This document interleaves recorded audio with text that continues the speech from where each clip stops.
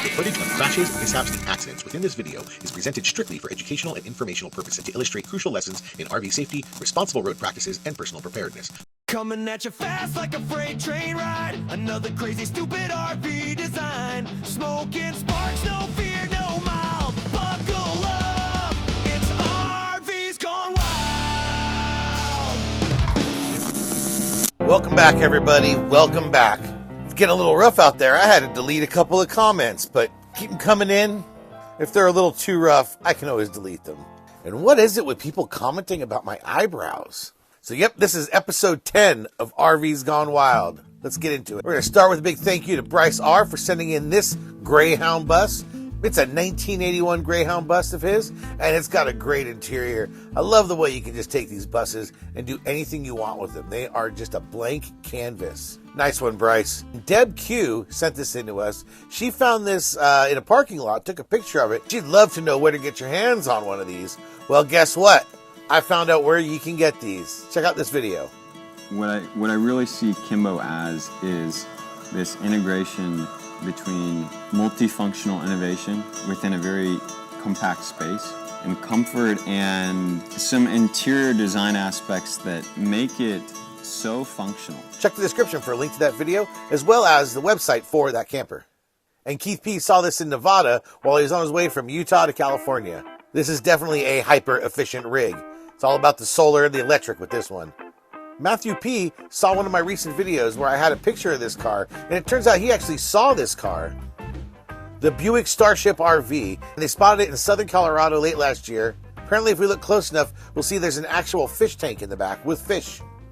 Thanks, Matt and Maribeth, for sending this in. And Neil N., he actually saw this in Smithers, BC. He believed they were actually traveling up to Alaska. Can you imagine driving all the way to Alaska in this rig? Those who are not fond of Camping World are going to love these photos.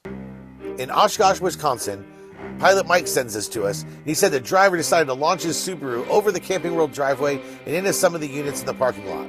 The driver wasn't injured, but there were 4 units damaged. 2 to 3 of them are probably totaled. One's maybe fixable. But look at this. I hope this driver had a lot of insurance because this is a big, expensive accident. Ronald H. wrote that back in Jersey, he saw an RV or RVs that were made like cabooses. He was wondering if I had saw any. Now, I've never seen any, but I started doing some searching around, and I did find this one.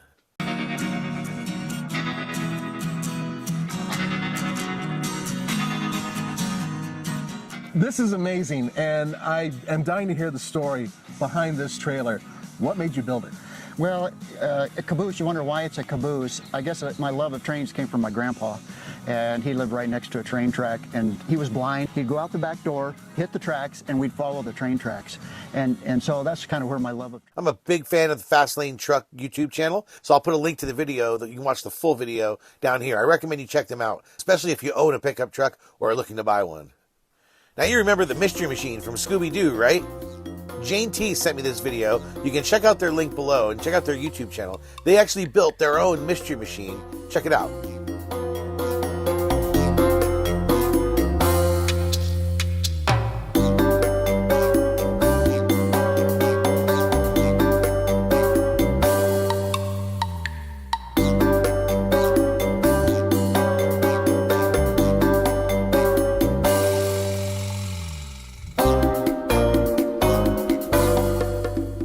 It always cracks me up when I see somebody build their own camper shell, but they use the original camper topper and just sort of move it to the top. So I guess it works as a roof and you just need to build taller walls. It seems to work, but it's a funny approach. Lisa N sent me an example of this very same kind of truck setup where somebody took the shell off the top and just raised it up and built some walls. The funny one about this one is, what were they thinking on the back there? Are they actually trying to build some sort of deck or porch? I've looked at this left and right and upside down. I just can't figure out what's going on in the back. What do you suppose they were thinking? Comment below. Let me know. And like I always say, you can build it yourself. You can keep it simple. Core V sent this into me. Saw this little trailer in Scott, Louisiana. That's all you need, right? A little trailer, build yourself a little RV on the back. And because this has the fold-down ramp, it just turns into a nice little porch deck for your RV. Thanks, Core. Did you know that some of these videos actually get between 100 and 200,000 views, but we've only got 9,000 subscribers? I can't quite figure that out, but we're getting close to 10,000 subscribers, and you can help me out a lot. So one thing I ask from all of you is just click the subscribe button. I'll keep putting these videos out and collecting all the cool RVs I get sent, but I need you to click the subscribe button. It's the one thing that's going to keep me going, and it's the only thing I ask for payment. Just click subscribe right now. Reach down, click subscribe while we move on to the next one. Thanks, everyone. All right, this crazy RV is built on a Ford F-750. Yes, they go that high. The XVHD is built on a four-wheel drive Ford F-750 chassis. It sleeps 6 people, technically. And if you look at this beautiful RV, apparently this thing costs over $400,000. And the XVHD can hold 115 gallons of diesel and 250 gallons of fresh water. This is a true apocalypse RV. Love it. And this one definitely gets the RVing with Joe Tip of the Hat Gold Star Ford Award for being the most awesome Ford in this video. If I had all the money in the world, I wouldn't have Ferraris and Rolls Royces. I'd just have myself a big fat F-750. It's time for turducken. And for those new to the channel, turducken is when you take a turkey and you cook a duck inside, and inside the duck you cook a chicken. It's a wonderful thing to eat and a scary way to tow. Let's take a look at some RV turducken. John and Sue sent us these pictures. They saw this at a Costco in northern BC in 2021. They couldn't figure out how they get the side-by-side on and off the trailer. They also included their smaller version of turducken that they actually drive all around BC in. It's great to see a fellow British Columbian, and thanks for the extra comments in your email. Now this is Vladimir's rig. Vladimir G sent this in. It's 77 feet long. It's a Ram 5500 with a gearbox behind the cab, a 32-foot gooseneck trailer with 2 Yamaha quads on top, a Honda side-by-side, a diesel generator, a yellow Suzuki motocross motorcycle, a Kia Sorento, a 10-foot utility trailer with another Yamaha quad on it, and 36 tires in total. Again, if you're going to measure turducken by the total number of tires, I think Vlad wins it. Harlan, 1956, sent this along. This is his personal turducken setup. It's a Ford F450 with a 36-foot impression fifth wheel, and of course they have their golf cart on a wagon in the back. You can't really four-wheel tow a golf cart. You got to put it on a trailer. Devin E sent this to us. He has his own YouTube channel called Papa's Garage. Here's a cool school bus with a pop-up on top. I've seen trucks with pop-ups on top. I've seen schoolies with vans melded to the top.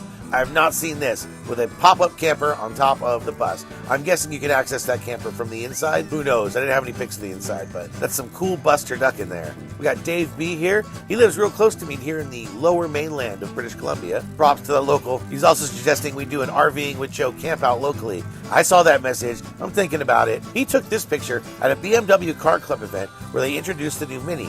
I guess they were driving these things around on the top of a Ford Excursion.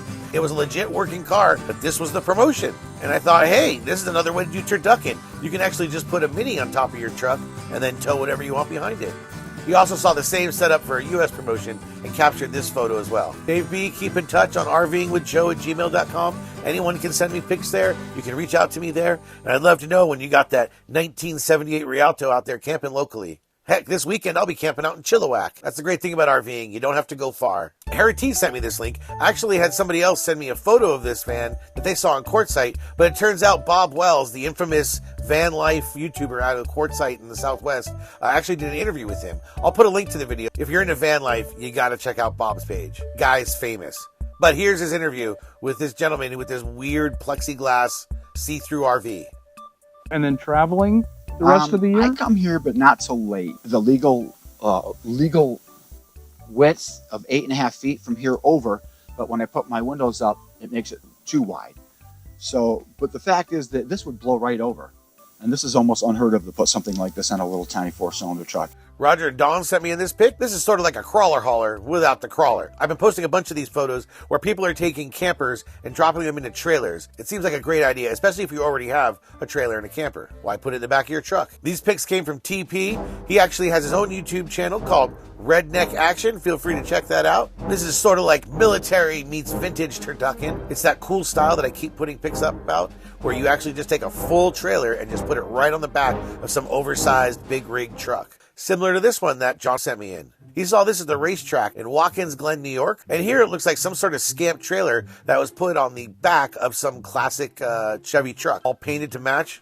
Looks good. Guess who's back? Dave B., my local neighbor here, sent another one. This one comes with a funny story. It's not really an RV. They were actually moving a tree house for a friend, and it was built tough. They ended up loading it on the back of this trailer. Of course, they used those yellow straps because that wasn't going to go anywhere. But then after they moved it, he was passing those pictures around work, talking about how this is their new RV. And it got me thinking, technically you can take some oversized kid clubhouse if it's already built, just throw it on the back of a trailer and get moving, as long as it keeps the bears out. Bears beats Battlestar Galactica. Ted and Valerie, thanks so much for sending in these pics. This is their 1933 covered wagon trailer with a 1929 Hudson. Apparently, the 1933 covered wagon was the first factory-built, mass-produced travel trailer right at the beginning of the RV industry.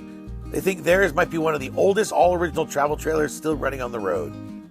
By the time World War II was finished, they were out of business, and the aluminum trailer trend really started coming into play. And the picture of the two of them here is at the 2019 Tin Can Tourist Meet in Roswell, New Mexico. You know, the saying on my channel is get busy living, and these two exemplify the idea. Thanks, Ted and Valerie. Take care. Stan and Sarah spotted this. It was at the Kenny Grove County Park in Fillmore, California. Yeah, I've never seen a rig like this. And I guess, does it have some sort of pop-up on top? Tom S. sent this in to us. It's actually like a photo of a photo. He said this rig was parked for at least 30 years in this remote part of Idaho. He actually saw it while flying his small plane. And so when it was winter, I guess he got some skis. He was able to land in the winter just to check out what is this truck. And apparently it was fairly abandoned and filled with trash. But I'm guessing whoever built this after it was parked there and it never moved again. We got another one from Harry T. Here he sent us in some vintage ads on the Chinook Chalet and the Casa Grande. These things scream 70s. And so thanks for sending these in, Harry. Big thanks to Harry and everyone else who's been sending in these photos. Again, you can always email me at rvingwithjoe@gmail.com. Send me your photos, your videos. I try to include as many as I can. Feel free to comment below. I love all the comments. Don't forget to subscribe. We're almost at 10,000, so I really appreciate it. I'm going to have more videos coming. I'm already working on the next video while I'm recording this one. So we've got more videos coming. Maybe you saw the last one my wife was in. I'm not sure. Should I bring her back? Let me know. I hope you love these RVs Gone Wild videos. I got more to come. And here in BC this weekend, it is officially camping season. I know it's getting warmer and warmer in more places. And remember, whether you're going to go camping, whether you're going to go RVing, or just going out for a day trip, make sure to get busy living. See you, everyone.